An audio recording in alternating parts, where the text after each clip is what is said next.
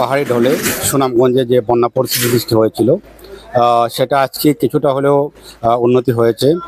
প্রায় এক সপ্তাহ পরে সুনামগঞ্জে রোদের দেখা মিলেছে এবং বিশেষ করে নদী তীরবর্তী যে এলাকাগুলো রয়েছে সেখানে পানি কমতে শুরু করেছে। যদিও হাওর এলাকায় পানি কমছে, তবে সেটা খুবই ধীরগতিতে।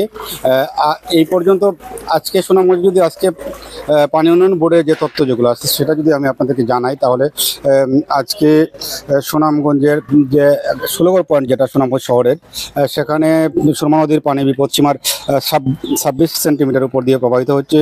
একই সাথে সাতকে 129 এবং দিরাই 32 সেন্টিমিটার উপরে রয়েছে। তবে ক্রমাগতই আমরা পানি উন্নয়ন বোর্ডের সাথে কথা বলেছি, তারা যেমনটা জানিয়েছেন যে ক্রমাগতই সুরমা নদী সহ জেলার যে প্রধান নদ নদীর যেগুলো রয়েছে সেগুলো পানি কমতে শুরু করেছে।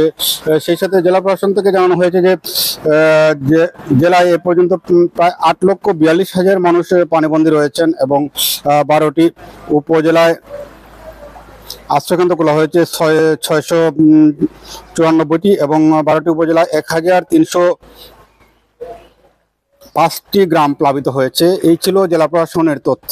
এবং আমরা যেটুকু আপনাদেরকে যদি জানাই যে এই যে আমি যেখানটাতে দাঁড়িয়ে রয়েছি সেটি হচ্ছে সুনামগঞ্জ পৌর শহরের হাজিপাড়া আবাসিক এলাকা। এটি হচ্ছে পুলিশ সুপারের কার্যালয়ের সামনে আমি দাঁড়িয়ে আছি। এই সড়কটিতে যে পানিটা এসেছে সেটা আসলে নদীর পানিটা ঘুরপথে হাওর হয়ে এখানে এসেছে, যে কারণে এই এলাকায় এই সুনামগঞ্জ শহরের এই এলাকা সহ পাশে নতুন পাড়া,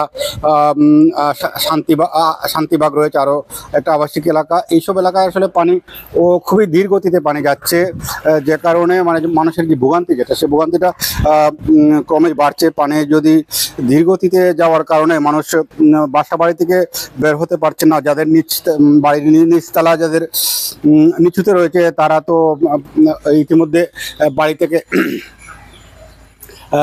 অন্য কোথাও আশ্রয় নিয়েছেন, হয় আশ্রয় কেন্দ্রে, নয় স্বজনদের বাসা বাড়িতে। সেই সাথে আমি যদি আপনাদেরকে এই রাস্তাটির এই অংশ যদি দেখাই, এটি হচ্ছে সুনামগঞ্জ শহরের হাজিপাড়া আবাসিক এলাকা। এই রাস্তাটির সামনে